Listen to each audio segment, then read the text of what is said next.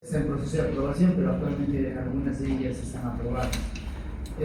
Vamos a tener en cuenta este mensaje, ¿no?, de este autor, de Wolfgang von Goethe. Saber no es suficiente, se debe aplicar, no debemos aplicar. Desear no es suficiente, tenemos que hacer.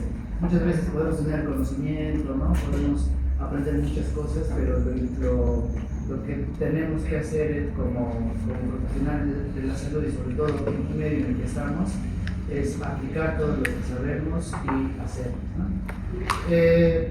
Una cosa importante que en algún momento también ya habíamos hablado en las prácticas es sobre lo que es una enfermedad rara, ¿no? Una enfermedad rara, en la mayoría de referencias y bibliografías dice que se presenta en una persona por cada 2000 personas, ¿no? Más o menos afecta entre el 3,5 y 8% de la población.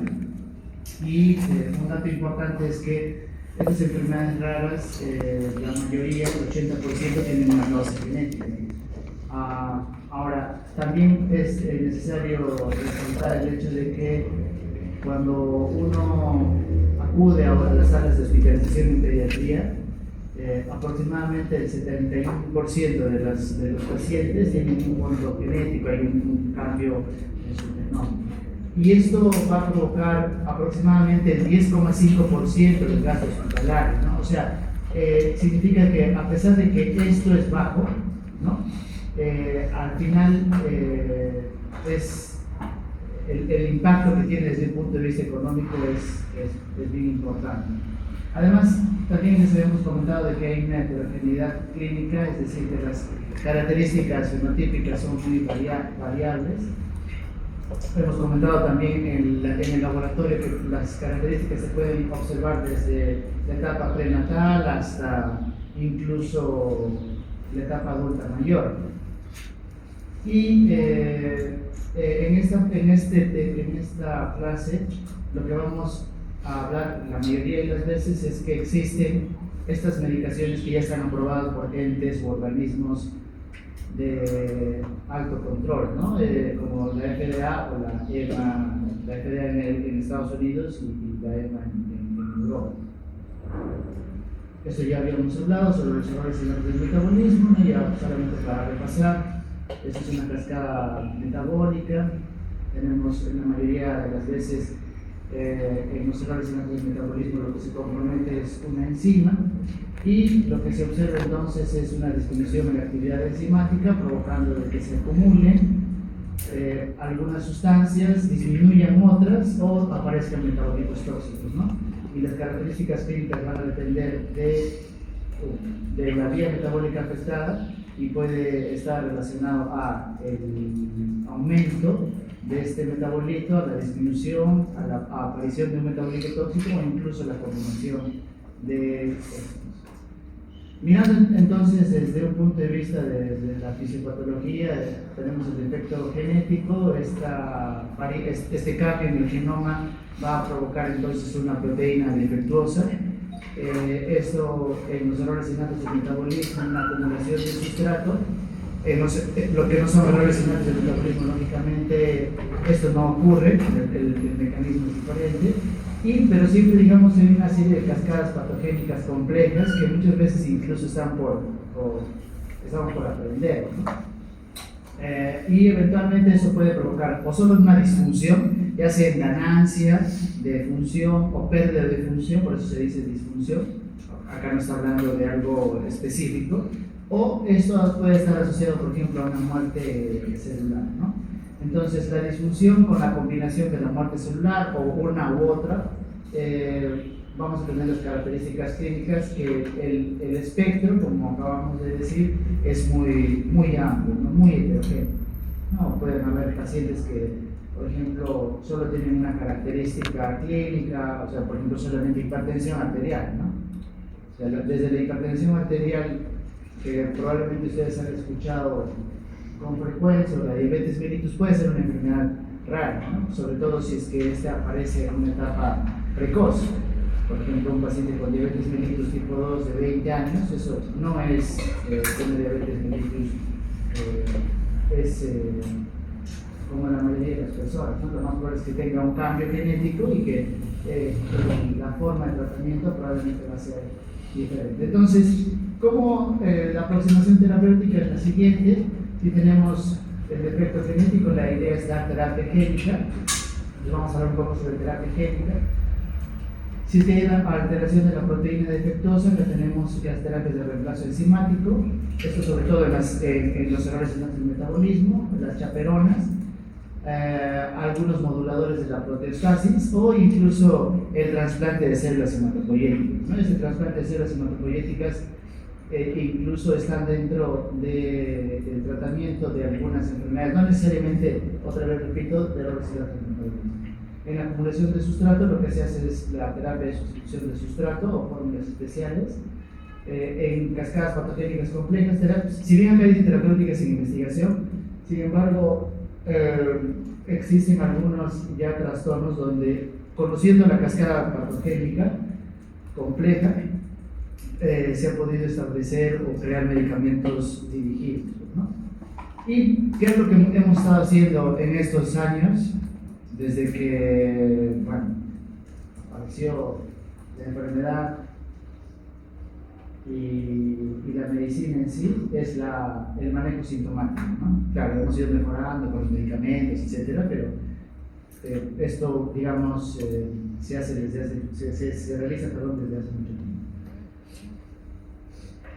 Entonces, en los errores en el metabolismo, dentro de las aproximaciones tenemos la restricción de nutrientes, ¿sí? Entonces, si yo tengo que se está acumulando este metabolito, ¿qué es lo que voy a hacer? Justamente restringir este metabolito, ¿no? Claro, lógicamente, esta restricción de nutrientes es principalmente en aquellas cascadas metabólicas donde el metabolito se va a consumir vía oral, no si es un nutriente, ¿sí? O sea, ¿qué tendría que ser? Una molécula simple, no moléculas complejas, ¿no? Porque las moléculas complejas usualmente entran al sistema digestivo y se van a degradar. Pero si es una molécula simple, casi como está ingresando a la boca, va a llegar hasta el estómago y va a pasar al sistema circulatorio, ¿no? Porque es simple la molécula. Entonces, con esa lógica, lo que se hace es restringir el nutriente, el que, digamos, está habiendo en exceso. Y también ya hemos hablado de esto, cómo hacemos la restricción de nutrientes, por ejemplo, en la fenilcetonuria o en esta enfermedad de la orina con olor a jarabe de arce. De hecho, el día de ayer hice una teleconsulta a un paciente de días, recién nacido, y tiene probablemente esta enfermedad de la orina con olor a jarabe de arce, ¿no? El problema es, bueno, en este caso es la figura, a veces el hecho de que se pueda hacer el diagnóstico ya preciso complica. La ventaja de esta restricción de nutrientes es que es 100% efectiva, ¿ya? Pero ¿cuál es la idea? Es que justamente estas enfermedades tendrían que ser diagnosticadas a través de tamizaje genético. ¿Sí? Tamizaje. Para eso existe el tamizaje genético. Esos programas en los que se debe hacer el diagnóstico oportunamente, porque si no se hace el diagnóstico oportunamente, estos metabolitos que se acumulan son tóxicos y van a provocar un daño irreversible. Entonces acá tenemos estas, se realiza a través de fórmulas especiales, o sea, las que se van a consumir vía oral. Por lo tanto, dependiendo de la vía metabólica que está afectada, pues vamos a tener medicamentos o fórmulas para fenilcetonuria, ¿no? Es decir, ¿qué cosa han hecho en la fenilcetonuria? A esta leche maternizada se le ha quitado la fenilalanina. Se le quita la fenilalanina y tiene todos el resto de nutrientes y solamente no tiene fenilalanina. ¿Ok? Si es que es una enfermedad con la orina o olor a jarabe de arce, entonces le quita, por ejemplo, los 3 aminoácidos que están comprometidos, ¿no? La valina, la isoleucina y la leucina, por ejemplo. Ahora, muchas veces vemos que en la cascada metabólica se ve una deficiencia, ¿no? O sea, si bien hay actividad enzimática disminuida y cascada abajo, río abajo, vamos a tener que no se va a producir una sustancia. Entonces, en esos casos podría ocurrir de que los síntomas, como decíamos al inicio, puede ser por la combinación del acúmulo de estas del metabolito, una disminución en el metabolito cascada abajo o la aparición del metabolito tóxico. Entonces, en este caso, ¿a qué se refiere suplementación de nutrientes? Justamente a darle un aporte de estos nutrientes que eventualmente en esa cascada debería producirse, ¿no? Y principalmente esto se hace, por ejemplo, en este grupo de errores innatos del metabolismo que se llaman defectos enzimáticos del ciclo de la uña, ¿no? Habíamos hablado de un ejemplo en la clase de errores innatos del metabolismo, donde comentábamos sobre estos pacientes que tienen, entran por ejemplo, a una operación, ¿no? Y de pronto hacen un problema a nivel encefalopático, ¿no? Empiezan, no despiertan de la operación, entonces eso se ve porque hay un aumento del amonio, ¿no? Entonces ese aumento del amonio es porque justamente hay un error en el ciclo del amonio. En esos casos, lo que se hace es suplementar, es decir, entregar la arginina, ¿no? Que usualmente va a ser de manera complementaria, entonces en muchos de los casos. La otra es eliminar o bloquear la síntesis del metabolito tóxico, ¿sí? O sea, acá tenemos la producción de este metabolito tóxico y esto va a hacer que el causante de, ¿no? Para eso, digamos, existen muchos tratamientos o en muchas enfermedades, por ejemplo en la tirosinemia. En la tirosinemia se usa una molécula que justamente va a eliminar ese metabolito tóxico. Este resumen, como ya les había comentado en las clases pasadas, las tablas solamente para que ustedes tengan una idea, ¿no? Que existen diferentes enfermedades, diferentes formas de darle un tratamiento nutricional, en algunos casos hay que darle suplementación, ¿no? En la dieta, dependiendo. Lo que les decía, en la tirosinemia lo que se da es esta molécula que se llama NTBC, y este NTBC bloquea el metabolito tóxico que está asociado a esta enfermedad, ¿no? Acá tenemos diferentes tipos de tratamientos, ¿no? Para eliminar, por ejemplo, en este caso, el metabolito tóxico. Ok, preguntas.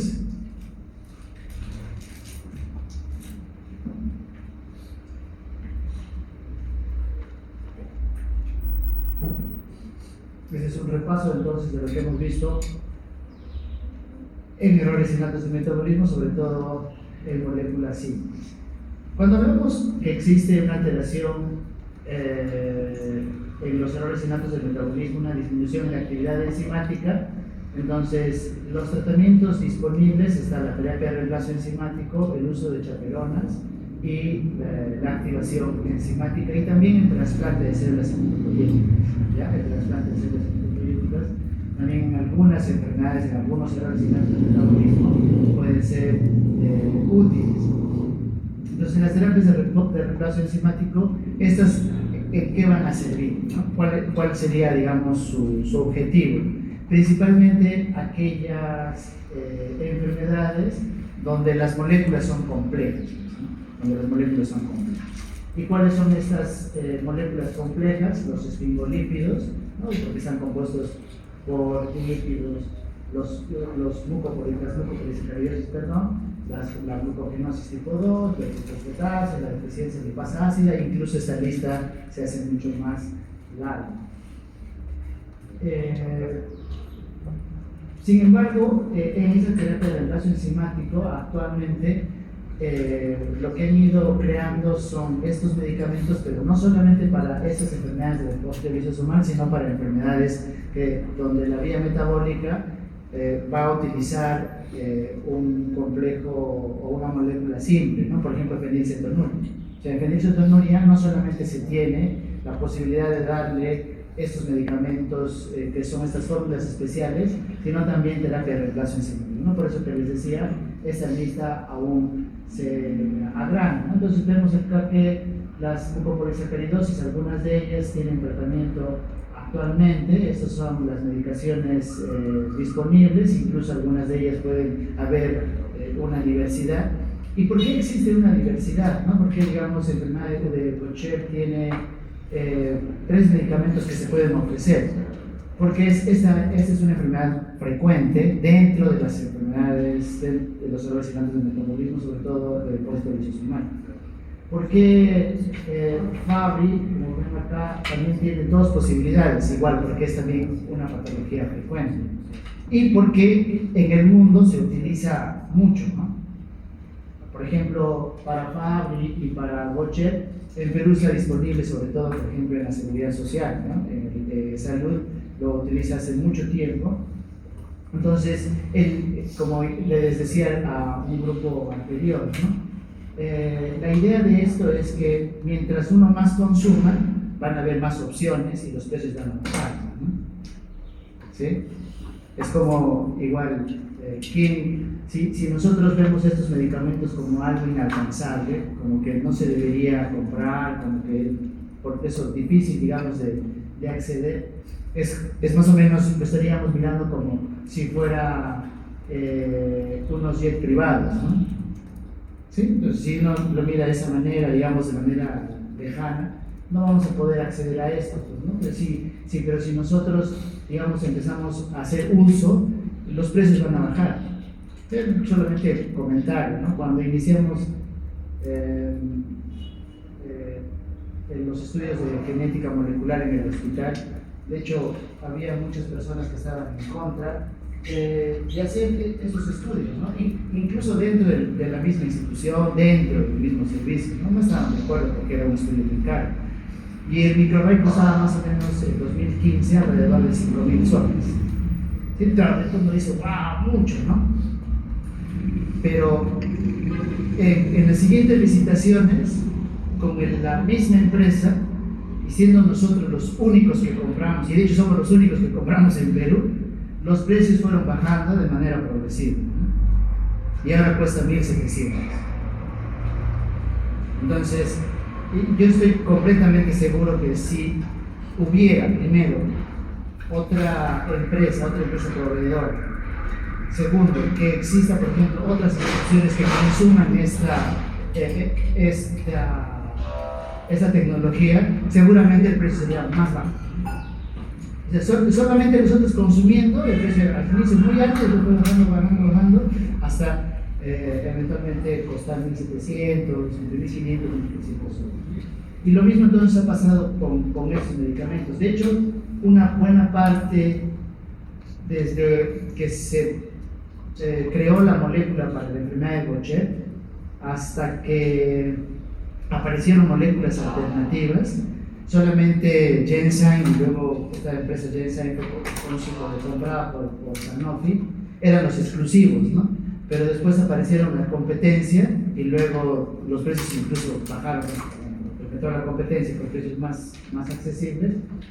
Y por ejemplo ahora principalmente se utiliza, me parece, la glucerasa, ¿no? La talglucerasa, ¿no? Que es un álgel. ¿Okay? Entonces acá estas listas que son largas, acá les decía, ¿no? Fenicotonuria, ya existe la molécula, el reemplazo de enzima. Nuevamente la enzima defectuosa, tenemos el trasplante de células madres hematopoyéticas, también en inglés la abreviación es HSCT. Esto está para enfermedades de depósito lisosomal, digamos, ya tiene ciertos tipos de enfermedades donde se ha probado su utilidad, por ejemplo la adrenoleucodistrofia ligada al cromosoma X. De hecho, incluso ya les había hablado sobre esta patología. Ustedes vamos a ver una película sobre esta enfermedad. Es una película antiquísima, ¿no? Antes de que yo naciera, incluso. Imagínense. ¿Sí? Y bueno, sí, lo importante en esto es que sea diagnóstico de manera oportuna, ¿no? O sea, esto no se ofrece cuando el paciente, por ejemplo, en esta adrenoleucodistrofia lo que provoca es una disminución de las capacidades superiores, es decir, el paciente lo que ha adquirido caminar, hablar, etcétera, las pierde de manera progresiva hasta convertirse, digamos, lo que comúnmente llamamos como un vegetario, ¿no? ¿Sí? Claro, la idea es ofrecer el tratamiento cuando el paciente incluso no tiene síntomas. ¿Y cómo se hace eso? Tamizaje. Igual las MPS se ha probado sobre todo en la tipo 1, pero hay casos reportados en la tipo 2, 6, incluso en la 7, ¿no? En la tipo 1, de hecho, incluso el diagnóstico tiene que ser antes de los 2 años y el tratamiento de elección es este trasplante de células hematopoyéticas. ¿Y qué es lo que provoca? También es una enfermedad donde las capacidades superiores van a ir perdiéndose de manera progresiva, ¿no? La enfermedad de Krabbe también muy parecida a la de una leucodistrofia, la leucodistrofia metacromática, también, estas tres, digamos, tienen esas características clínicas, ¿no? Sobre todo de ir perdiendo sus facultades superiores, cognitivas superiores. Los tiempos son variables, ¿no? Este es un poco más rápido, ¿no? De hecho, a los 6 meses ya el pacientito no hace absolutamente nada, ¿no? Y bueno, muy parecido a una fucosidosis y la monocidosis. Entonces, la idea, ¿cuál es? Vemos acá una célula normal competente enzimáticamente, donde tiene su lisosoma con sus enzimas y es entregar estas enzimas a una célula que es no competente, ¿no? Que no está funcionando adecuadamente, donde se tiene su lisosoma o tiene el lisosoma sin la enzima, o en todo caso con la enzima que tiene una actividad disminuida, y entonces a través de, digamos, incluso tiene receptores específicos como este N6P, ¿no? El manoso 6-fosfato, ingresa entonces a la célula y la idea es que ingrese hasta el lisosoma para cumplir su misión, ¿no? La otra forma de tratamiento es la terapia de reducción del sustrato. En esto de la terapia de reducción del sustrato se tiene, por ejemplo, a estas moléculas, el Miglustat, por ejemplo, en la enfermedad de Behçet, en la enfermedad de Niemann-Pick. También en la enfermedad de Fabry hay otra molécula que ha aparecido últimamente, la genisteína en la mucopolisacaridosis. ¿Cuál es la finalidad de esta terapia de reducción del sustrato? Tenemos una vía metabólica, ¿no es cierto? A, B, C. ¿Sí? Supongamos que el problema está de A a B, hay una enzima que está disminuida, entonces lo que vamos a ver es que va a haber un aumento en A. Entonces la idea es darle un aporte de A, ¿no? O sea, disminuyes el aporte de A, muy parecido, digamos, a lo que se ofrece en la terapia de restricción de nutrientes, pero en este caso van a reducir el sustrato con estos medicamentos, ¿no? El medicamento lo que hace es disminuye la cantidad del sustrato, no hay una cantidad suficiente, y eso va a hacer que eventualmente el paciente tenga una mejoría. Además de eso, de la terapia de retraso enzimático, tenemos también las chaperonas, y las chaperonas son estas moléculas que seguramente se acordarán de biología celular, son las que van a cubrir a otras moléculas, en este caso a la enzima, y van a provocar de que sea funcional, ¿no? O sea, llevarlas a su sitio para que, digamos, tenga alguna función. En la enfermedad de Fabry se tiene este medicamento que es el Migalastat. Bien, preguntas.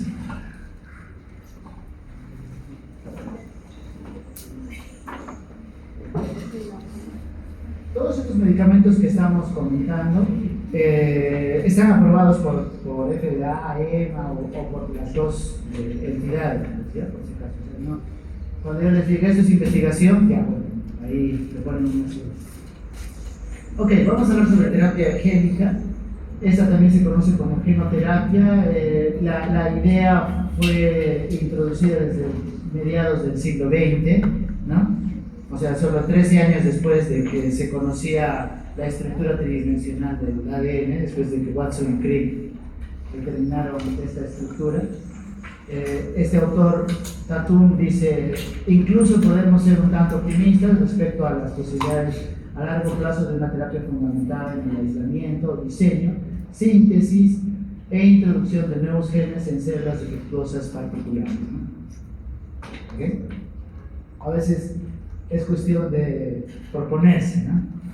Voy a ingresar a medicina, voy a terminar en 7 años, ¿sí? Voy a pasar el segundo ciclo, ¿no? Hay que proponerse, ¿no? Hay que proyectarse. Claro, pero para eso hay que hacerlo, ¿no? No solamente es querer y decir, bueno, vamos a hacer terapia génica y que aparezca. No, se trabajó mucho, miren, desde hace tanto tiempo. Y al inicio de la terapia génica, principalmente estaba basada en enfermedades monogénicas, enfermedades monogénicas, ¿no? Porque uno decía, ya, ok, el error está en un gen, lo que puedo hacer es corregir ese gen. De frente, le pongo de diferentes formas, puedo ya aplicar un gen, ¿no? Pero ahora, por ejemplo, la mayoría de ensayos clínicos, ¿qué son los ensayos clínicos? Son estas pruebas que se hacen en humanos, son ensayos clínicos, y los preclínicos cuando se hace en modelos animales, ¿no? Entonces, la mayoría de los ensayos clínicos que se hacen en humanos relacionados a terapia génica, ¿en qué es? En cáncer, ¿sí? Y acá, digamos, otra validación de lo que les decía en la clase de cáncer, que cáncer es una enfermedad genética, ¿no? O sea, el cáncer no aparece porque, no sé, uno tiene una infección o algo por el estilo, ¿no? O sea, hongos, esas cosas, no es una enfermedad genética. Entonces, la mayoría de los ensayos clínicos están dirigidos hacia cáncer, también para enfermedades cardiovasculares, enfermedades inflamatorias, ¿no? Y una pequeña cantidad para las enfermedades monogénicas, ¿sí? O sea, significa que esto en un breve plazo va a ser mucho más alcanzable, ¿no? Dentro de los tipos de terapia tenemos la terapia génica en células germinales, es decir, que vamos a cambiar el genoma de los espermatozoides o el óvulo antes de la fecundación. Sin embargo, acá tenemos problemas técnicos, ¿no? Y sobre todo éticos, o sea, ¿para qué lo vamos a utilizar, ¿no? ¿Okay? Luego tenemos la terapia génica en células somáticas. Estas solamente van a estar dirigidas a las células que ya están constituidas en el ser humano. Acá no existe una modificación de las células gonadales, y de hecho estas son las terapias que actualmente están disponibles en nuestro medio. Ahora, dependiendo de, también hay otra forma de clasificar las terapias génicas, va a ser dependiendo de la duración de la expresión del gen transferido, ¿no? O sea, cuánto tiempo va a estar en el individuo. Y eso va a depender también de la enfermedad, ¿no? Si es una enfermedad monogénica, es decir, ¿por qué tendría que estar tiempo largo? Porque el paciente la va a sufrir desde que se formó, ¿no? Eventualmente. Entonces, la terapia génica tiene que estar presente, o sea, no tiene que salirse del núcleo por largo tiempo, ¿no? Incluso no podría decir de manera indefinida, ¿sí? Pero si es una enfermedad multifactorial, poligénica, ¿no? Acá agreguenle multifactorial poligénica, es decir, cáncer, hipertensión arterial, las enfermedades autoinflamatorias, etc. Podríamos utilizar terapias génicas, pero con tiempos cortos, ¿no? Pues, doy la terapia génica y ya el paciente modifico lo que digamos está alterado, por poco tiempo se mejora o eventualmente se cura la enfermedad y lo suspende, ¿no? Entonces eso va a depender del tipo de enfermedad. De hecho, hay problemas éticos, esto también lo vamos a ver en la clase de tercera clase de biología, ¿no? Porque de hecho acá hay algunos aspectos, ¿no? ¿A quiénes acceden, ¿no? Porque son terapias caras. Ahora, de hecho, en esto de terapias caras, toda la sociedad tiene que contribuir, pues no es que yo tengo mi ahorro, ¿no? De $3 millones, ¿sí? Y lamentablemente tengo un familiar con esta enfermedad y yo lo pongo, ¿no? O sea, la mayoría de las personas seguramente esa cantidad de dinero no se tiene, ¿sí? Por lo tanto, ¿quiénes tendrían que acceder o cómo podrían acceder con el apoyo de toda la sociedad, ¿no? ¿Y quién es toda la sociedad? Es los mismos gobernantes, ¿no? Los que van a decidir. Ahora, importante que decidir qué es normal y anormal, ¿no? Hablando desde un punto de vista estadístico en ese caso, ¿no? Porque a veces a algunas personas no les gustan estos términos porque les suena medio discriminatorio, pero en realidad estos términos se refieren a la curva estadística, pues, ¿no? ¿Sí? ¿Se acuerdan de estadística? Están llamando estadística, ¿no? Normal y no normal, si quieren, ¿no? ¿Qué es normal y qué es no normal? Eso, digamos, es importante definir, pues, ¿no? Pero eso eventualmente es algo fácil de responder, pues, ¿no? O sea, una persona que, digamos, tenga problemas en su desarrollo psicomotor, ¿no? Que tenga discapacidad intelectual, que el paciente o esta persona eventualmente su esperanza de vida se acorte, ¿sí? Por ejemplo, la osteogénesis imperfecta disminuye la esperanza de vida en 12 años, ¿no? Y uno dice, ¿pero qué son 12 años? Claro, el que no está con osteogénesis. Pero imagínense ustedes, ¿no? Son 12 años, es probablemente la mayoría de ustedes la mitad de su vida, o más, ¿sí? 12 años. Entonces, hay que, digamos, también ponerse en el otro lado, ¿no? ¿Cuáles deberían ser tratadas? También es importante. ¿Qué enfermedades que provocan discapacidad y salvaje? Sobre todo, es probable que tendrían que, de hecho están dirigidas a esas, ¿no? A salvar las vidas de las personas. Y, lógicamente, el uso de la terapia en células germinales sí se podría utilizar, sin embargo, si es que se tiene una utilización frívola, por ejemplo, desde un punto de vista estético nada más, pues no tiene nada. Ok. Ahora, las terapias génicas también hay otra forma de clasificarlas, es según el tipo de cómo se transfiere, y la transferencia puede ser ex vivo o in vivo, ¿no? Entonces vamos a explicar mejor esto con una imagen, ¿no? Entonces acá tenemos la transferencia in vivo, acá, por ejemplo, en esta deficiencia enzimática, o por ejemplo enfermedad de Parkinson.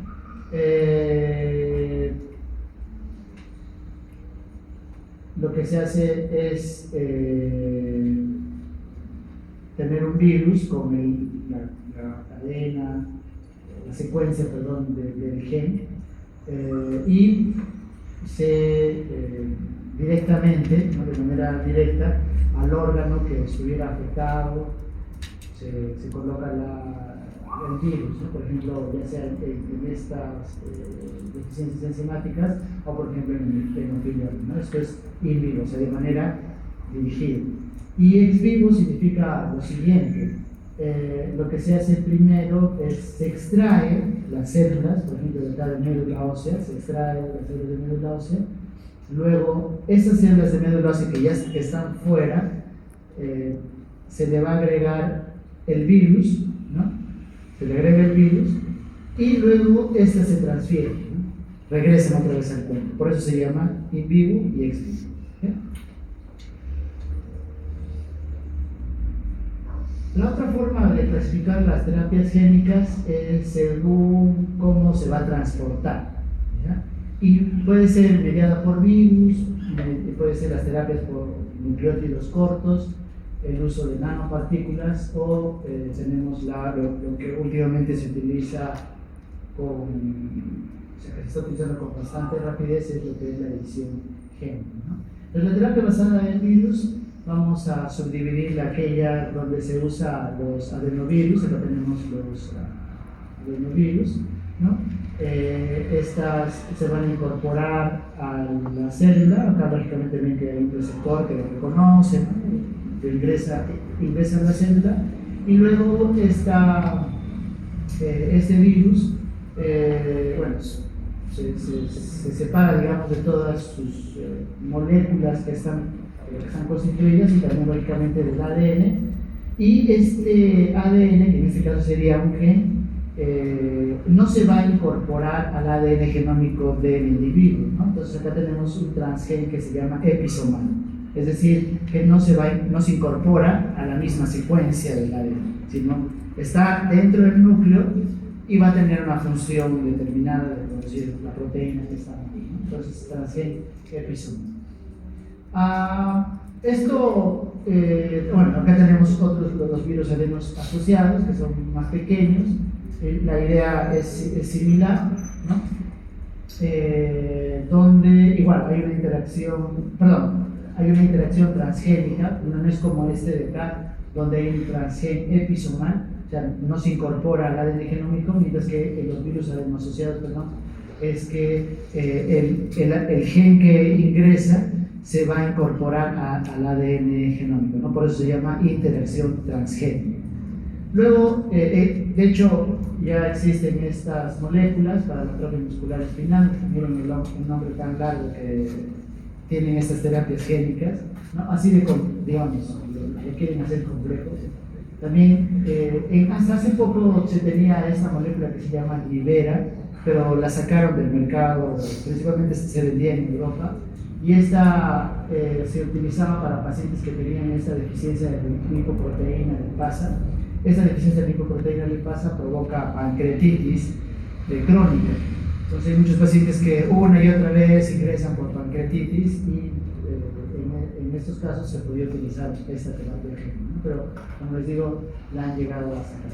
Luego tenemos el uso del antivirus, ¿no? Estos son ARN, y lo que tenemos acá, estos ARN, a diferencia de los ADN, es que primero, bueno, este ARN tiene que haber primero una transcripción reversa, ¿no? Una transcripción reversa, o sea, de ARN, formar ADN, y ese ADN recién se va a incorporar, en este caso igual con el ADN genómico, y vemos acá entonces una interacción transgénica, ¿no? Esto es con el uso del lentivirus, y de hecho acá se tiene esta molécula que es el Stringberis para la deficiencia de adenosine-desaminasa, ¿no? Esto es una inmunodeficiencia primaria, es decir, son pacientes que se enferman con bastante recurrencia, ¿no? De hecho, las inmunodeficiencias primarias son muchísimas. Luego tenemos las ventajas, los vectores no virales o sintéticos. Tenemos el uso de nanopartículas de 10 a 500 nanómetros. Las ventajas son que son fáciles de sintetizar, ¿no? A diferencia de los virus, o sea, no se tiene que tener un laboratorio complejo. Los costos de producción son más bajos, la manipulación es mejor, la capacidad de transporte, son más seguros, son más eficaces, ¿no? Y probablemente este sea, digamos, el futuro de lo que es la terapia génica, ¿no? Salvo que como vamos a ver más adelante, cuando hablemos de edición génica, de repente opaque completamente a este tipo de tratamiento médico. Y bueno, tenemos luego los nucleótidos sintéticos cortos. ¿Por qué se consideran también terapia génica? A pesar que, digamos, porque algunos pueden decir una terapia génica, o si me está pensando en los adenovirus, ¿no? O los lentivirus, etc. Pero también existen estos nucleótidos sintéticos cortos que son oligonucleótidos antisentidos, ¿no?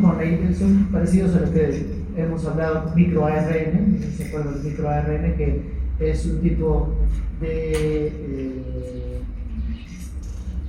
son moléculas que van a actuar como parte de lo que es la epigenética, ¿sí? ¿Se acuerdan? Y la idea es que son ARNs de interferencia, ¿no? Vamos a ver acá mejor con las imágenes para poder entender esto mejor. Los oligonucleótidos antisentido pueden tener diferentes formas de actuar, ¿no? Pero ¿cuál es la finalidad? Tenemos entonces este ARN mensajero, ¿no? Donde es reconocido por este oligonucleótido antisentido, específicamente a una secuencia de una proteína que uno quiere reconocer, ¿no? A través de diferentes otras moléculas, como esta RNasa H. Y lo que hace es, puede, por ejemplo, bloquear, ¿no? La traducción, o sea, este ARN mensajero no va a producir la proteína, ¿sí? Que digamos es defectuosa, es una posibilidad. La otra posibilidad es que modifique el splicing. ¿Se acuerdan del splicing, este corte y empalme? O sea, va a modificar este corte y empalme. O la otra posibilidad de estos microRNAs, en todo caso sintéticos, que son oligonucleótidos en el sentido, es degradar la proteína, ¿no? Vemos acá, perdón, el ARN, ¿no? Lo rompe, si lo rompe, por ejemplo, en dos partes. Por lo tanto, no va a formar la proteína ninguna. Sí, entonces tenemos diferentes formas de mecanismos de acción de estos oligonucleótidos antisentidos, ¿no? También se pueden utilizar estos ARNs de interferencia. Acá, digamos, se parece mucho más a lo que habíamos hablado en microRNs, porque acá se utilizan estas moléculas DICER y RISC, ¿no? Y principalmente su forma de actuar es degradando, ¿no? Rompiendo al ARN mensajero. Entonces se tiene, por ejemplo, 2, 3 partes, de tal forma que lo que vamos a tener al final es que no se va a producir una proteína. ¿Sí? Ahora, ¿en qué enfermedades se pueden utilizar este tipo de tratamientos? En enfermedades donde existe una ganancia de función, ¿no? ¿Sí? Si tenemos una proteína, digamos, en la que existe una ganancia de función y esta es la que directamente está relacionada al fenotipo, entonces podría utilizar alguna de estas terapias, ¿no? O, por ejemplo, ¿en qué otras enfermedades? A ver, pensemos. Ya sea estos ARN de interferencia o estos oligonucleótidos antisentidos. Ya les digo ejemplos. Ganancia de función. Proteínas que ganan función, entonces podríamos utilizar estas medidas. ¿Cuál sería otra? ¿En qué otro tipo de enfermedades? A ver. ¿En errores innatos del metabolismo? ¿Qué dice? ¿Funcionaría? En la mayoría, digamos. ¿Qué creen? Puede ser pregunta de examen. A ver, ¿qué dice? Cáncer. ¿En cuál de ellas, por ejemplo? ¿En cuál de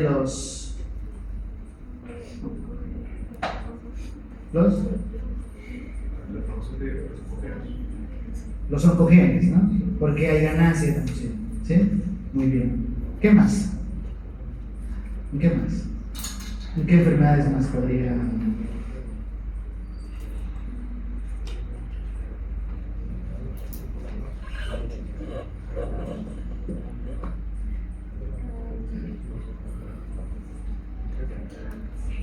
¿No? ¿Perdón?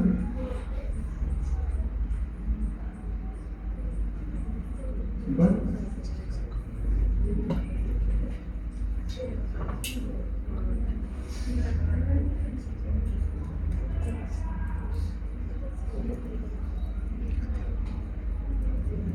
¿Cuál? No, por eso, si son enzimas, hay una actividad disminuida. Si hay una actividad disminuida, ¿qué vas a provocar más? ¿No? Que se degrade o que no haya más, ¿no? La idea es que tú tengas más. Entonces esto no va a funcionar. O en todo caso, ¿qué va a provocar es más daño? ¿Sí? Bien, por eso. ¿En cuál? ¿En qué?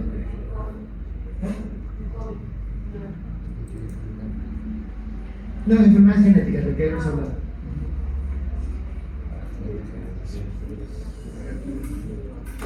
¿Qué dice? Igual es un error innato. ¿Sí? No le estoy pidiendo una enfermedad específica. ¿En qué grupo de enfermedades? Hemos dicho donde hay ganancia en función, ¿no? El cáncer específicamente cuando los protooncogenes se convierten en oncogenes. Cuando son oncogenes ganan función. Entonces si ganan función, yo lo que podría hacer es, lo bloqueo, ¿no? Puedo utilizar esto o este, ¿sí? A la proteína que está ganando función, porque yo no quiero que gane, que exista más esa proteína. ¿En qué más? ¿En qué más se podría utilizar? ¿Ah? De hecho, cuando ustedes seguramente han empezado a hacer la asignatura de genética y embriología, lo primero que han pensado cuando han escuchado genética y embriología ha sido ¿en qué? O cuando ustedes le han comentado a algún amigo que no es de la carrera y no es médico, le han dicho, voy a hacer genética y embriología. ¿Y qué han pensado? Lo primero, ¿o qué enfermedad? ¿O qué trastorno? Síndrome Down. Síndrome Down. ¿Sí? ¿Ok? Entonces, ¿qué es lo que pasa en la trisomía? Hay un exceso, ¿cierto? Ya, si hay un exceso, o sea, en las CNVs, ¿cuáles de ellas? ¿En las CNVs de ganancia o pérdida? De ganancia, ¿sí o no? Si hay ganancia, entonces yo lo que quiero es eliminar esa copia extra que está haciéndonos daño, ¿no? Ok. Resumen, este es el resumen de las otras dos imágenes, ¿ya? Es otra bibliografía donde muestra lo mismo con un poco más de detalle, ¿no? Esas cuestiones más técnicas relacionadas a cómo podría utilizarse estos antinucleótidos, oligonucleótidos antisentíficos. Esto de terapia de alteraciones cromosómicas, si bien las diapositivas que vamos a mostrar, muchas de ellas están relacionadas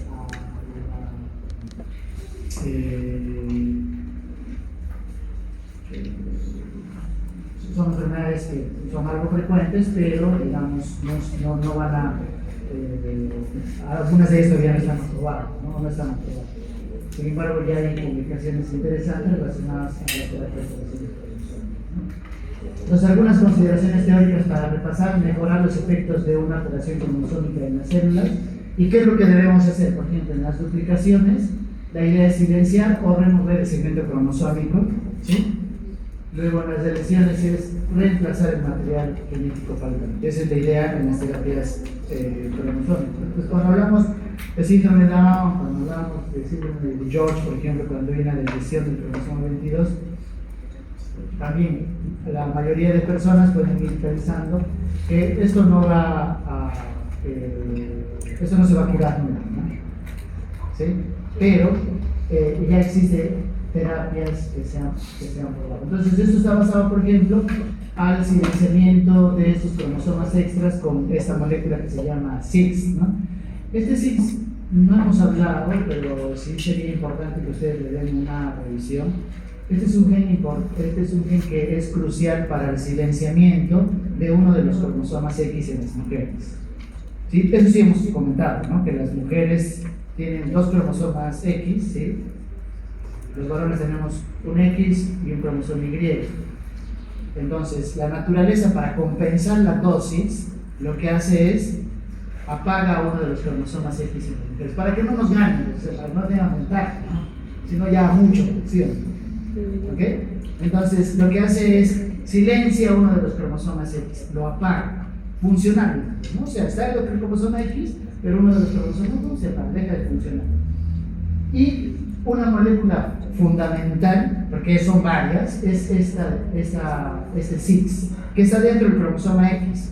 ¿Sí? Entonces, cuando hay dos X, este CIX se activa, uno de ellos, y va a inactivar y va a silenciar todo un cromosoma.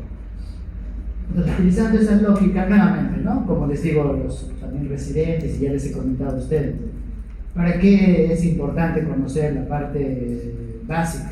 No solamente es para, digamos, conocer la fisiopatología, entender, ¿no? Sino también para buscar, la idea es buscar alternativas de solución, ¿no? Entonces, si yo conozco este mecanismo, que yo puedo silenciar uno de los cromosomas X, la idea entonces es justamente insertar este gen cis, ¿no? en el cromosoma que está sobrando, ¿no? Por ejemplo, acá tenemos una trisomía, entonces se inserta a través de este ZFN. Este ZFN es un tipo de edición génica, ¿ya? Es un tipo de edición génica que se utilizaba antes del CRISPR-Cas. Antes del CRISPR-Cas, de la era CRISPR-Cas, más o menos comienza en este siglo, en 2010. Antes de eso se utilizaba esta tecnología de edición génica. O sea, ya la idea de edición génica estaba presente. Ellos lo que querían era, es diferente a lo que es terapia génica, ¿no? Porque en la edición génica lo que tú haces es modificas la secuencia de ARN.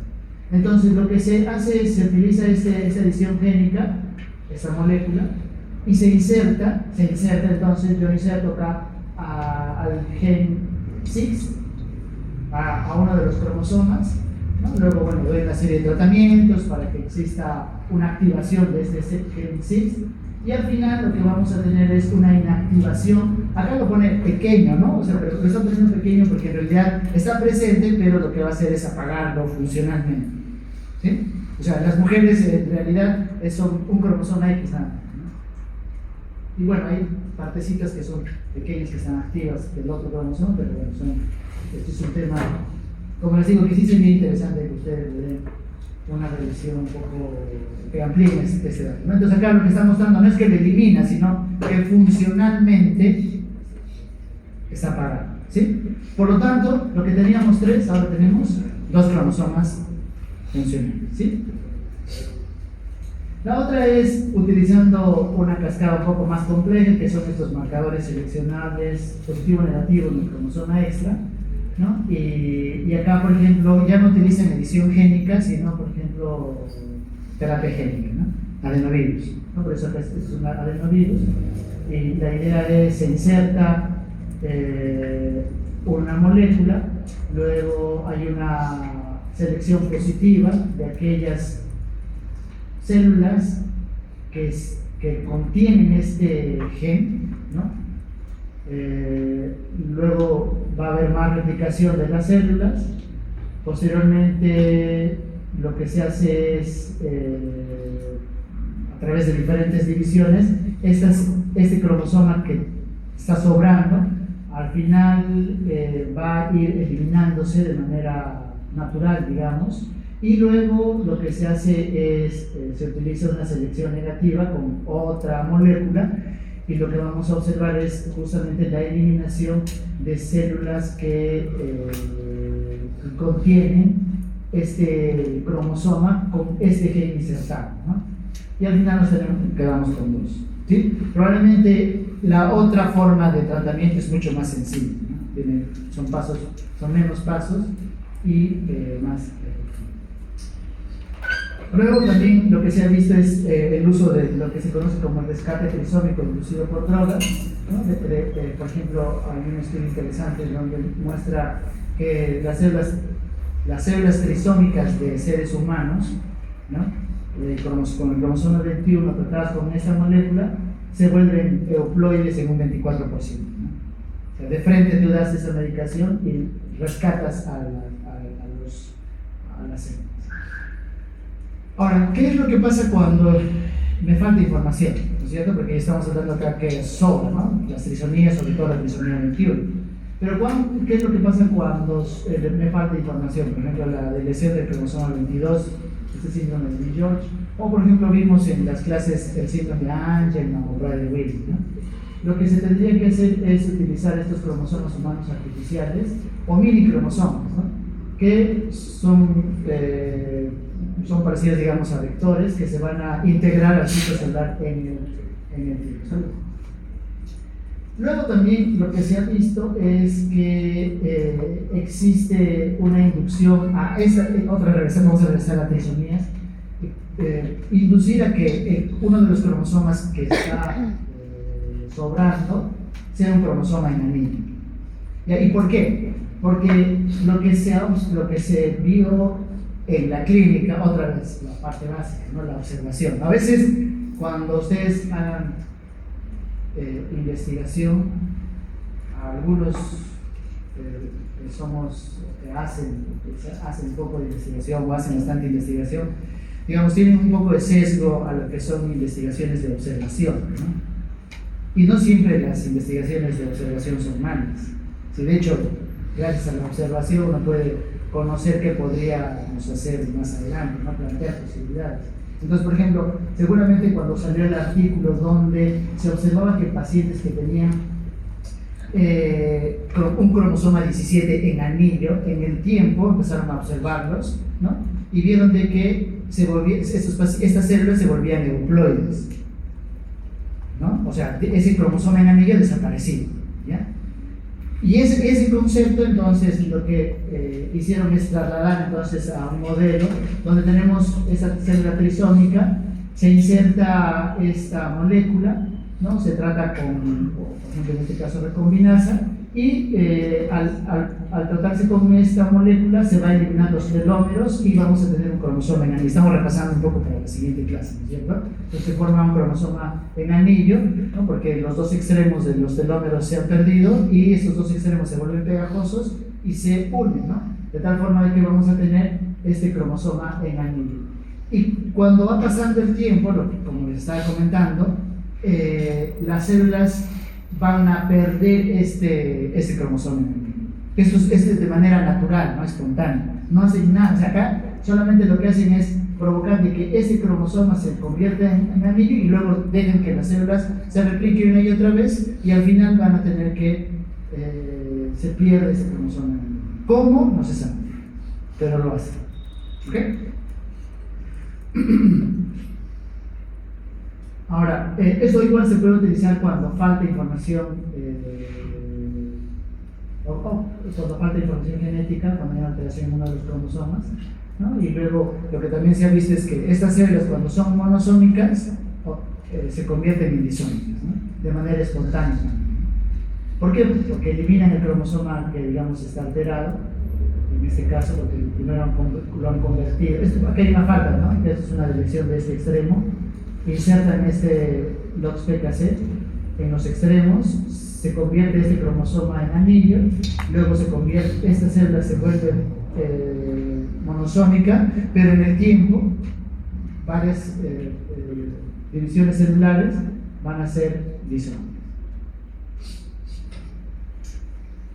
Hay algunos estudios, por ejemplo, que se han utilizado ya en seres humanos. Se ha visto algo de eficacia y seguridad, sobre todo, pacientes, por ejemplo, con trisomía 21, ¿no? Tratando de inhibir esta molécula que se llama DIRC1A. Ese DIRC1A está presente en el cromosoma 21, por lo tanto, se ha podido establecer de que ese DIRC1A podría estar relacionado a la discapacidad intelectual. Entonces, si podría estar relacionado a la discapacidad intelectual, ¿qué tendría que ser? Inhibirlos, ¿no? Entonces, acá se tiene varias moléculas como la armina, la epigalocatequina 3-galato, la holomucina. De hecho, la epigalocatequina 3-galato se ha utilizado ya en un estudio de pacientes de 14, 15 años y se mejoró. La investigación muestra de que se mejoró la conducta de los pacientes, la memoria de los pacientes, ¿no? O sea, hay algo de evidencia que puede ser funcional, ¿sí? Entonces acá ven la seguridad y la eficacia, ¿no? En temas cognitivos en pacientes con trisomía 21. ¿Okay? Bien, rápidamente la distrofia muscular de Duchenne. Esta distrofia muscular de Duchenne es una enfermedad dentro de las distrofias, es también una de las más, de las alteraciones neuromusculares, perdón, es una de las más frecuentes. Probablemente entre atrofia muscular espinal y distrofia muscular de Duchenne son frecuentes en la práctica clínica. En este caso se observa solamente en varones porque está ligado a cromosoma X. Algunas mujeres pueden tener algunos síntomas. Y lo que se observa es una disminución de la fuerza muscular proximal, ¿no? Cuando hablamos de proximal distal, esto es proximal y esto es distal, ¿no? Todo lo que se acerca hacia la parte del tórax, ¿no? Y del abdomen es proximal, ¿no? Y lo que se aleja es distal. Eso lo van a ver seguro en anatomía, que recuérdense de mí cuando escuchen proximal, distal, ¿no? Entonces va a haber una disminución de la fuerza muscular de la parte proximal. Y los pacientes de manera progresiva van a ir perdiendo la fuerza, que eventualmente si no hay tratamiento, a los 10, 15 años, utilizan silla de ruedas. ¿Sí? Algunos de ustedes seguramente se estarán acordando de la exposición que hicieron en el laboratorio. Hay un aumento de lo que es los gemelos, la parte gemelar. Pareciera que estos pacientes tienen unos gemelos bien grandes, pero en realidad no son funcionales, ¿no?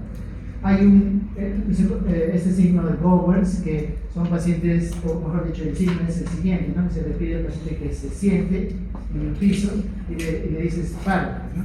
Y al pararse se apoya en sus muslos, ¿no? O se apoya, digamos, en la pared o en la silla, ¿no? Y eso se puede ver incluso desde a partir de los 2 años. O sea, tú lo ves al niño corriendo, ¿no? Pero la mamá te dice, sí, no puedes subir escaleras, se cansa mucho, ¿no?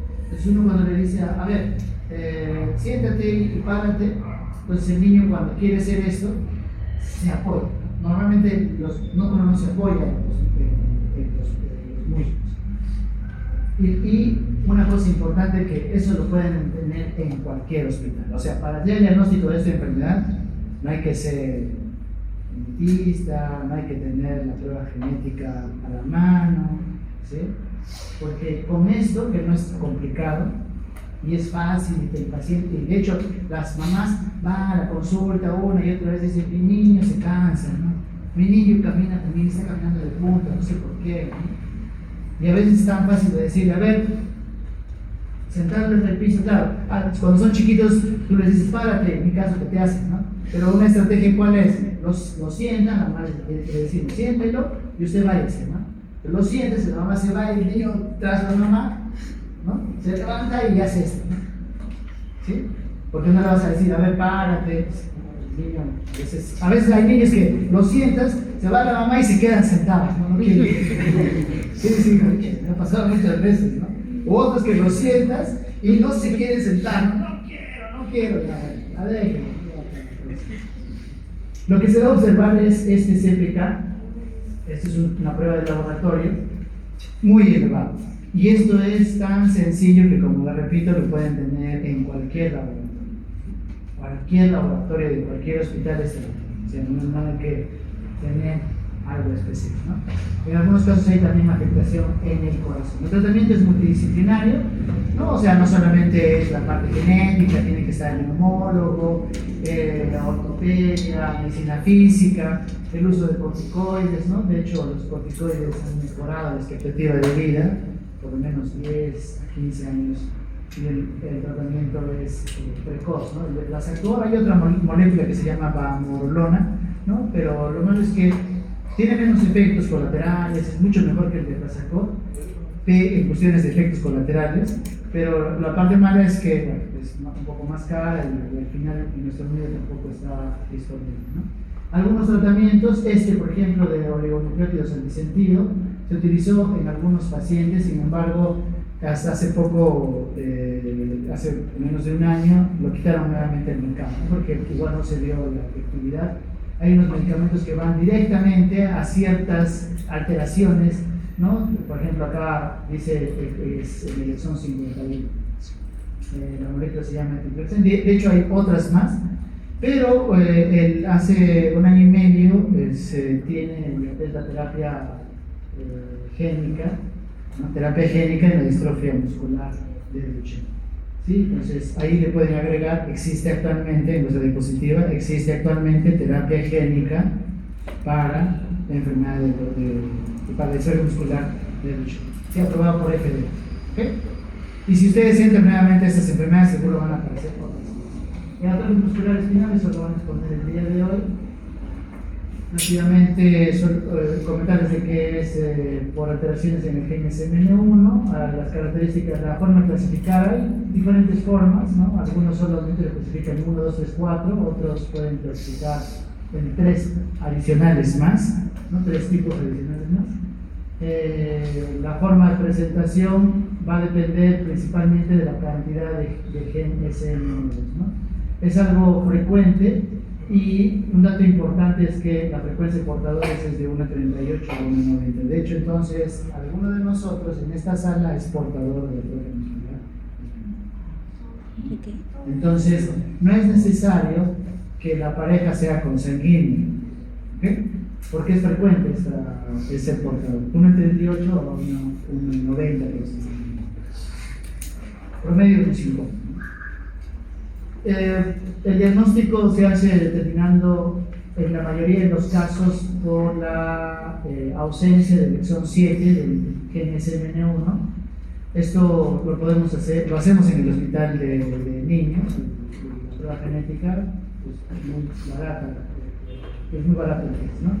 Dentro de los tratamientos se tienen estas 3 opciones, ¿no? El nusinersen, ya hemos hablado de la terapia génica, ¿no? Y el Risdiplam. Acá tenemos el nusinersen, que es un oligonucleótido antisentido, es un ejemplo de oligonucleótido antisentido. La idea es, digamos, confundir al ARN mensajero para tener una mayor cantidad de proteínas, ¿no? Bien, otros trastornos del neurodesarrollo, acá por ejemplo el síndrome Rett, son pacientes que tienen variantes en GNP2. Este cuadro no es tan infrecuente, se observa solamente en mujeres, ¿ya? Hay otro tipo de variante Rett, pero es otro gen, ¿ya? Que también se puede observar en varones y mujeres, porque el gen no está ubicado en la cromosoma X. Este de hecho está ubicado en el cromosoma X, y si es que un varón tiene un cambio, una variante en este gen, no va a sobrevivir, o sea, muere intraútero, ¿no?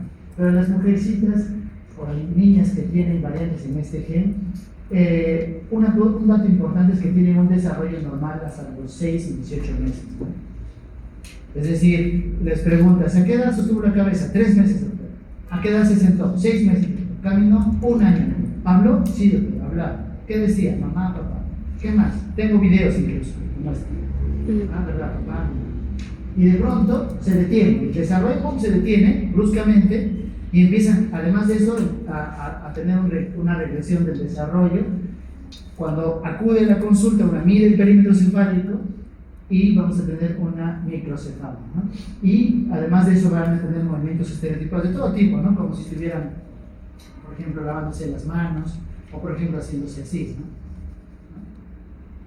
¿no? O mordiéndose los dedos, la mano, ¿no? Esos son movimientos estereotipados. Y una cosa importante es que caminan como si hubieran tomado alcohol, ¿no? Lo que se llama ataxia, ¿sí? La ataxia es esa caminata no descoordinada. Convulsiones, ¿ya? Y a veces hacen hiperventilan, es decir, que están bien las niñas y de pronto empiezan a respirar rápidamente, ¿no? Como si les faltara el aire, y de hecho se asocia a discapacidad intelectual y autismo, ¿sí? ¿Y para qué, digamos, hago el diagnóstico de este síndrome Rett? Porque actualmente existe esta molécula, ¿no?, que va a disminuir la neuroinflamación, ¿no? Entonces, la idea es provocar justamente que estos pacientes no tengan estas características. En la síndrome Down hay algunos estudios en fase 2A y 2B, por ejemplo, y inhibe el ácido gamma aminobutírico de GABA, y este GABA está relacionado a la memoria y la memoria, ¿no? Por ejemplo, como ejemplo de alteraciones del neurodesarrollo. En la esclerosis tuberosa, esta es una enfermedad donde los pacientes tienen máculas hipopigmentadas, también no es complicado, o sea, todas estas enfermedades que estoy mostrando no es difícil desde un punto de vista clínico sospechar, ¿ya? Sospechar. La idea es que ustedes, si ven un paciente con algo que no les parece, y no se acuerdan de genética, porque de cada 7 años no se van a acordar, lo derivan a no sé qué es, pero algo tiene, ¿no? De repente por ahí va a haber tratamiento, quizás sí, quizás no, no sé, igual lo derivan, ¿no? Por ejemplo, estos pacientes nacen con manchitas, ¿no?, blancas, y muchas veces las mamás, yo les pregunto, ¿no?, ¿y desde cuánto tiene? Desde nacimiento. Y doctor, yo le dije al serumista que estaba ahí, ¿sí?, yo le dije, y también le dije al pediatra, y también le dije a la enfermera, y nadie me hizo caso. Y pasa, paréntesis, eran 2 niños gemelos, idénticos. No era idéntico. Uno así y el otro así, ¿ya? Y acude a la consulta y le decimos, lo traen por el pequeñito, ¿no? Dice, no crece el niño. Pero yo lo veo y tenía características dismórficas. Yo en ese entonces ya era genetista, pero trabajaba en un centro de salud en Cañete, y lo veo al niño y digo, este tiene algo, ¿no? Claro, yo tenía la experiencia, cada plus, ¿no? Este tiene algo. No, señora, vamos a derivarlo, vamos a hacer unas pruebas, ¿ya? Y cuando llega con los resultados, el más pequeñito tenía hipotiroidismo congénito, ¿ya? Eso se pudo haber hecho el diagnóstico al nacer, etc., ¿no? Tratable, y por eso no estaba creciendo, ¿ya? Y yo me molesto y les digo, pero señora, o sea, ¿por qué usted no lo trajo a tiempo, no? Porque el niño ya tenía como 2 años, ¿no? ¿Y qué me dijo? Sí, doctor, mire la historia, yo vengo desde que eran bebitos y yo les decía, mi niño no crece. ¿Y qué me decía? No, señora, usted seguro no lo alimenta, ¿no? Y me dice, doctor, ¿en qué cabeza a uno lo voy a querer y al otro no? Doctor, imagínese, ¿no? Claro, o sea, sucede en las novelas, ¿no? Medio rara, me dicen, no, este prefiero y este no, pero normalmente la mayoría de personas dicen a los dos por igual, pues, ¿no? ¿Sí? Normalmente. Y no, pues no era por una deferencia a uno, o diferencia a uno, las dos cosas, ¿no? Diferencia y diferencia a uno, sino que tenía una patología. Entonces, en esta esclerosis tuberosa, regresando, lo que vamos a ver son máculas, o sea, manchas en la piel que son blancas, blanquecinas, varias manchitas, y que usualmente están presentes desde el nacimiento. Y en el tiempo pueden hacer tumores, benignos sobre todo. Pero una cosa importante es que a veces muchos pacientes no tienen discapacidad intelectual, no tienen convulsiones, no tienen autismo, o sea, solamente tienen las manchitas, a veces unos tumores benignos en la cara. En el tiempo van a ir apareciendo otros síntomas, sobre todo tumores a nivel periungual, o sea, alrededor de la uña. Y los pacientes, estas personas se reproducen y cuando tienen un niño pueden tener epilepsia, discapacidad, etc., ¿no? Entonces, los pacientes que hacen epilepsia a veces es muy difícil el tratamiento, ¿no? Los neurólogos tratan 1, 2, 3 medicamentos, convulsionan, y eso incluso empeora el problema del neurodesarrollo, o sea, la discapacidad o el autismo.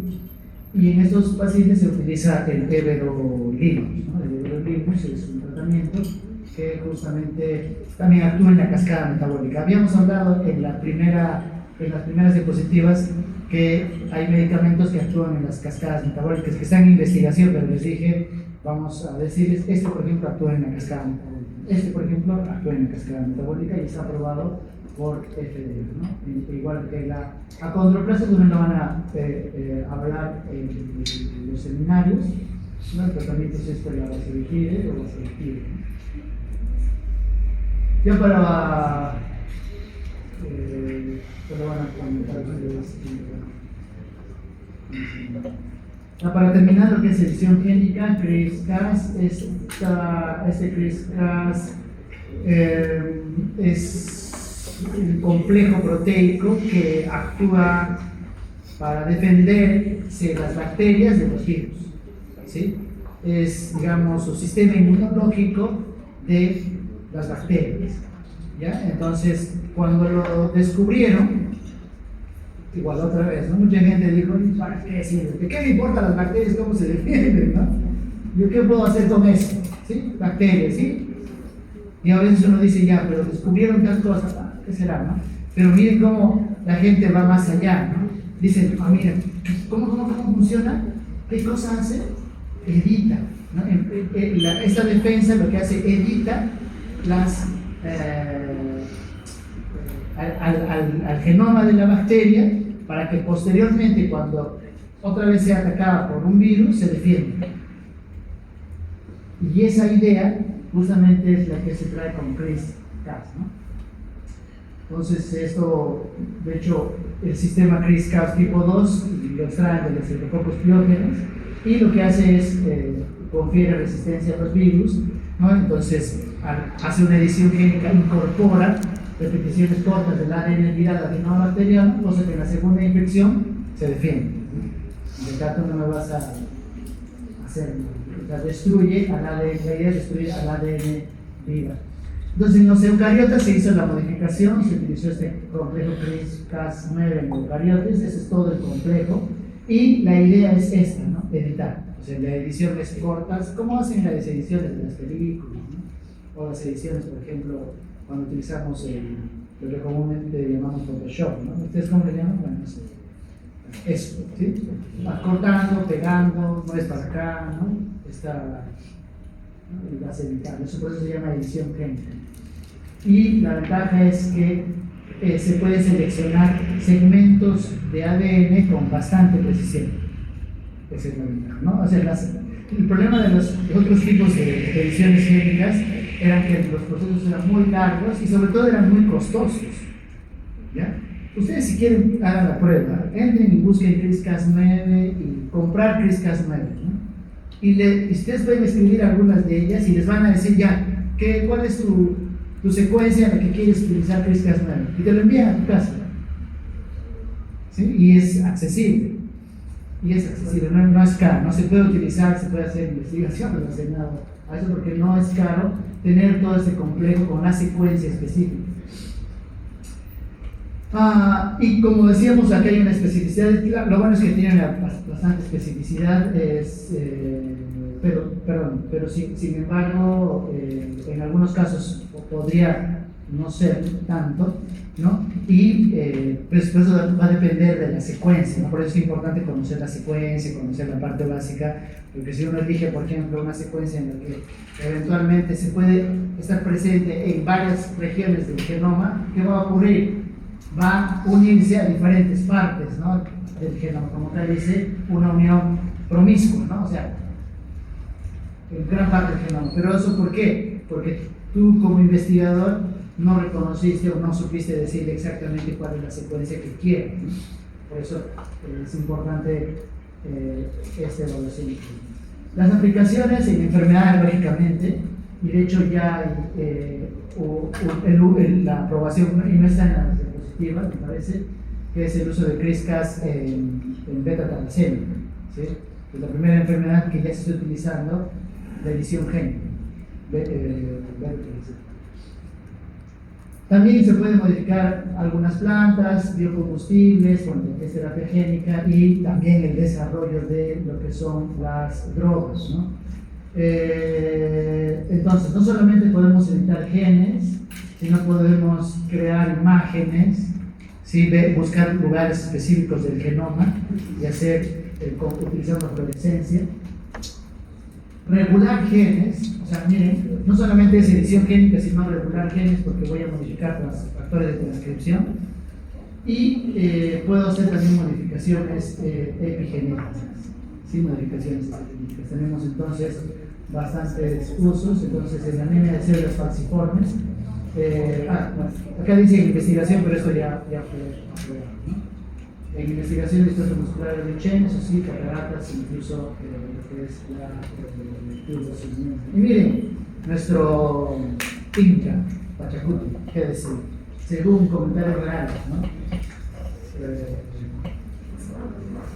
Dos, en un pasaje de comentarios reales dos, ¿no? Esto está, sí significa estar escrito tal como lo escribió el Garcilaso de la Vega, ¿no? Entonces dice: el médico herbolario que ignora las virtudes de las hierbas, me le ponen hierbas con... No es un error mío, por eso estoy poniendo así, que aclarando qué significa así, ¿no? O que sabiendo las de algunas no procura saber las de todas, es muy importante, ¿no? O sea, no solamente es lo que decíamos al inicio, sino tenemos que conocer más y sobre todo aplicarlo, ¿no? Sabe poco o nada, ¿no? Conviene trabajar hasta conocerlas todas, así las provechosas como las dañosas, para merecer el nombre que pretenden. ¿Sí? Pachacute. ¿Ok? Tenemos que cambiar nuestro chip y cómo va a cambiar el sistema. Esta es la última clase de genética y aplicada, porque después vamos a hablar de biología, que es menos aplicada que genética.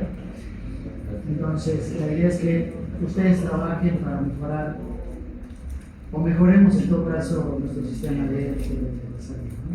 Muy bien, chicos.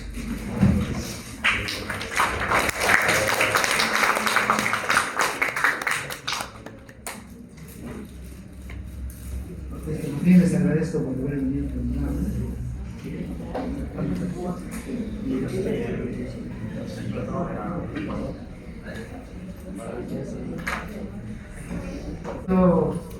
Si va a ser todavía el horario que tenemos que definir con los profesores, porque quiero ver que coincidamos casi todos. Lo más probable es que sea con las 12 y 30. Okay. Vamos a ver cómo.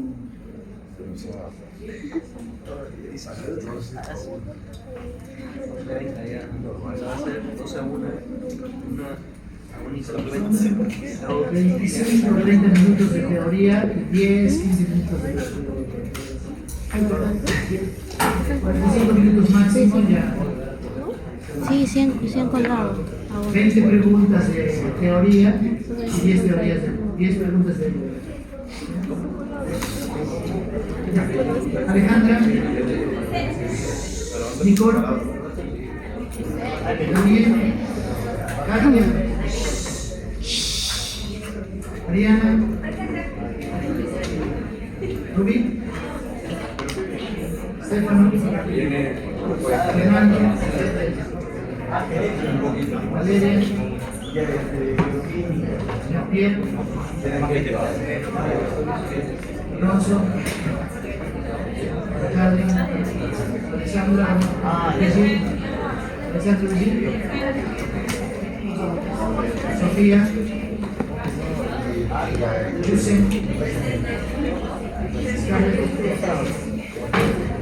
Gerardo, Carolina, Diego, Adriana, Andrea, Alejandro,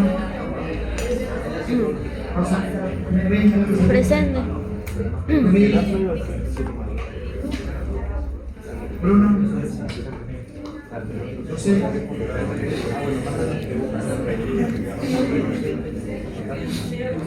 Elisa,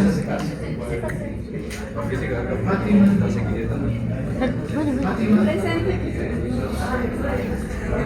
Mauricio,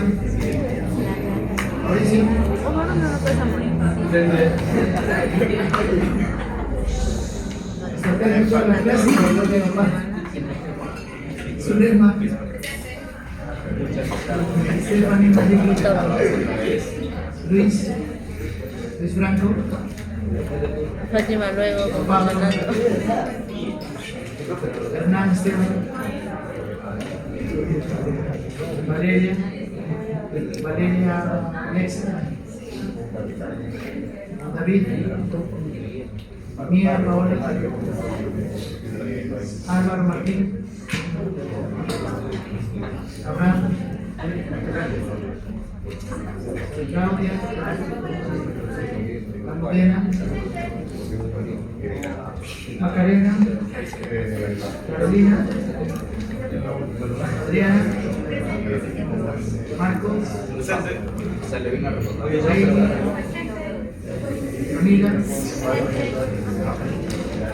Mercedes, Luis, Angélica, Pablo, Carolina, Robert, Miguel Ángel,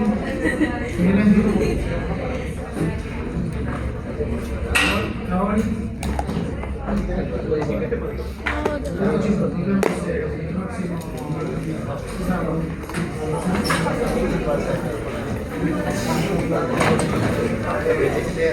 Gracias.